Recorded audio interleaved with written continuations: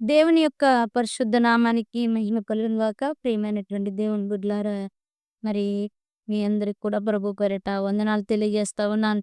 మరి పరిశుద్ధాత్మ దేవుడు మరి కొన్ని విషయాలను ఈరోజు మీతో మాట్లాడడానికి ఇష్టపడతా ఉన్నాడు. అవేంటంటే దేవుని సన్నిధిలో నుండి పారిపోతే కలిగేటువంటి నష్టం.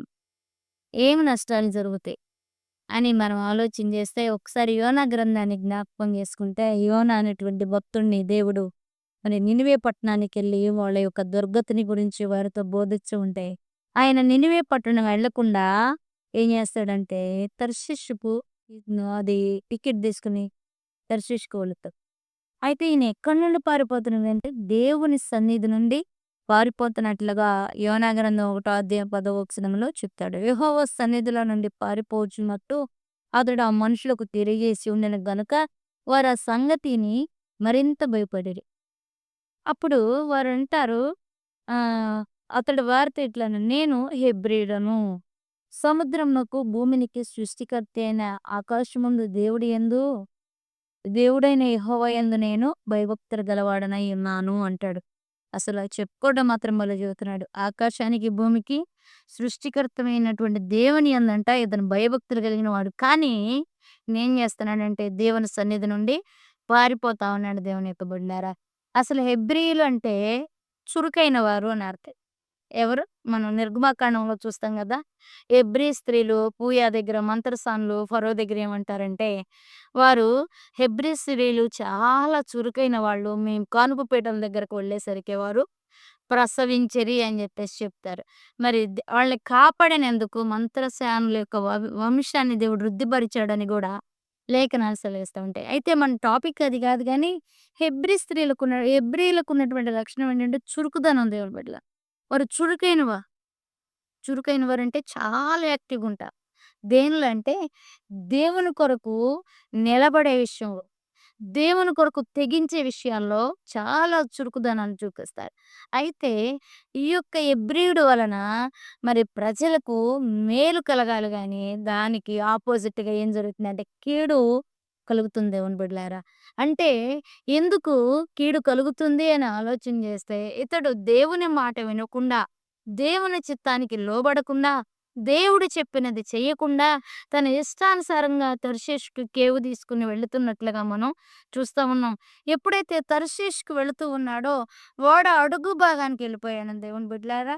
ఓడ అడుగు భాగంలోకెళ్ళిపోయి గాఢ నిద్రలోకి జారుకున్నాడట. మరి నిద్రపోయినప్పుడు గొప్ప తుఫాను ఆ సముద్రం మీదుగా దేవుడేం చేశాడు? రానిచ్చాడు. ఓడ బద్దలైపోయేటువంటి స్థితొచ్చింది.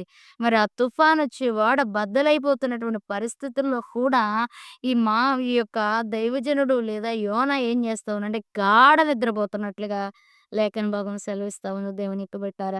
ఎప్పుడైతే దేవుని సన్నిధిలో నుండి యోనా పారిపోయినట్లుగా మనం పారిపోతామో, మరి అప్పుడు జరిగేటువంటి నష్టం ఏంటంటే ప్రకృతి వైపరీత్యాలు జరుగుతాయి.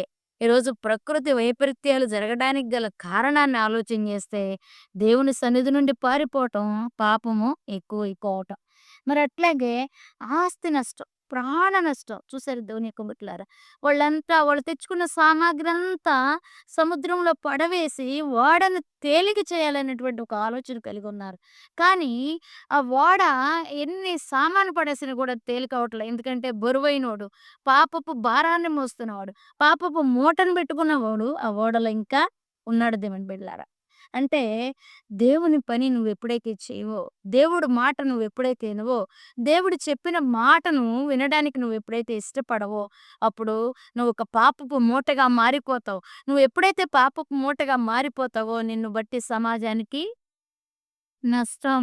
నిన్ను బట్టి ప్రకృతి సమాజం మీదకి లేదా ప్రజల మీదకి తుఫానులాగా లెగుస్తది. రెండోది ఆస్తి నష్టం, ప్రాణ నష్టం జరగడానికి అవకాశాలు కూడా ఉన్నాయి. కాబట్టి యోనా నిద్ర చాలా తేలిగ్గా దేవుని తీసుకున్నాడు. నిజమే మనం ఆహ్, ఎవరితోనైనా సరే మనకి మంచి స్నేహం, బంధం ఏర్పడినంక వాళ్ళ విషయాల్లో కొన్నిటిని మనం చాలా తేలిగ్గా తీసుకుంటాం.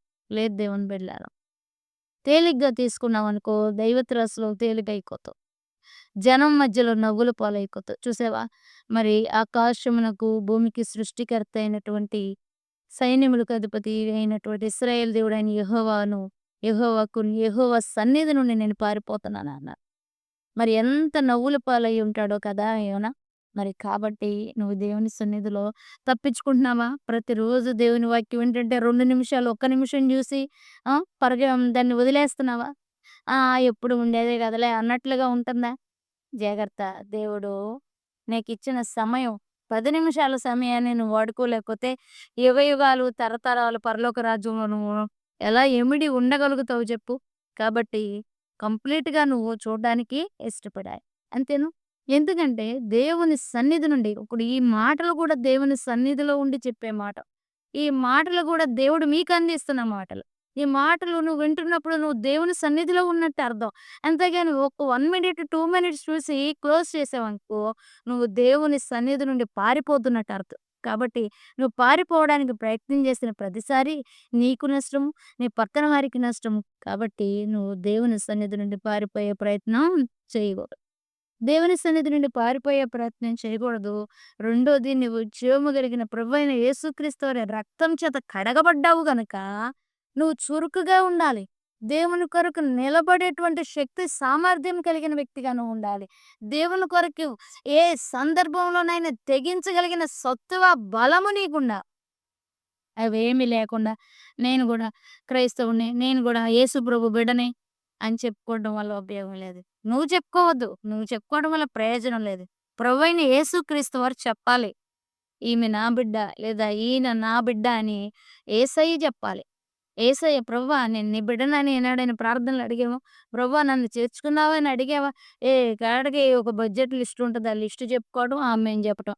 ఆ లిస్ట్ చెప్పడం, ఆమేన్ చెప్పడం. ప్రభువారు కూడా నిజంగా జీవం కలిగిన దేవుడు గనక నిజంగా నవ్వుకుంటాడో, మరి ఎలా తీసుకుంటాడో నాకైతే తెలీదు గానీ, ప్రియమైన వారలారా, ఈరోజు నేను చెప్పే విషయం అయితే అండి, దేవుని సన్నిధిలో నుండి పారిపోతే మరి ప్రజలకు నష్టం.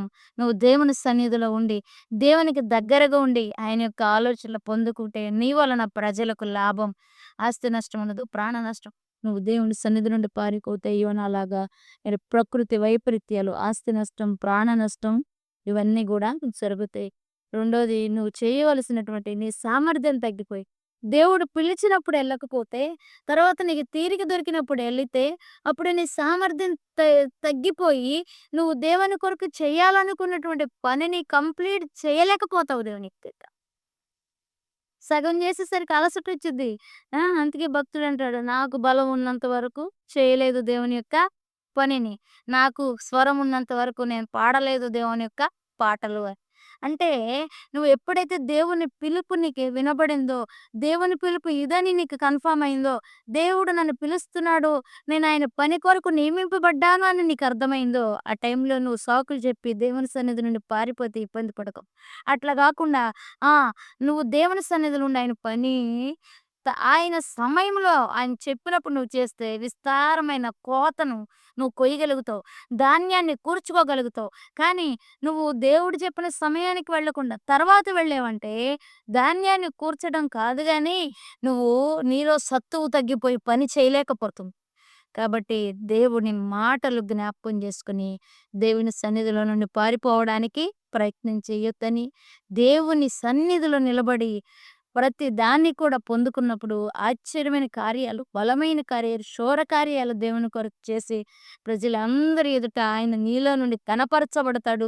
తద్వారా నిన్ను కూడా గనపరుస్తాడనేటువంటి విషయాన్ని జ్ఞాపకం చేసుకోవాలని మరి ఈరోజు తెలియజేస్తా ఉన్నాను. 2 విషయాలు నేర్చుకున్నాం. దేవుని సన్నిధిలో నుండి పారిపోతే ప్రకృతి వైపరీత్యాలొస్తాయి. ఆస్తి నష్టం, ప్రాణ నష్టం, నెమ్మది లేని జీవితం వస్తది. అట్లాగే దేవుని బిడ్డలు హెబ్రీయులు చురుకైన వారు. వారు మేలు జేసేవారిగా ఉండాలి గానీ, కీడు జేసేవారిగా ఉండకూడదు. మూడోది దేవుని కొరకు తెగించాలి. దేవుని కొరకు హెబ్రీయులు నిలబడాలి. చురుగ్గా ఉండాలి. యేసయ్యని నమ్ముకున్న మనం ప్రతి విషయంలో చురుగ్గా ఉండి, దేవుని కొరకు శూరకార్యాలు చేయాలని మరి, మరి దేవుడట్టి కృపతో మనల్ని నింపాలని మరి ప్రభువైన యేసుక్రీస్తు వారి నామములో ఈ మాటలడిగి వేడుకొనుచున్నాను తండ్రి. Amen. Praise the Lord. God bless you.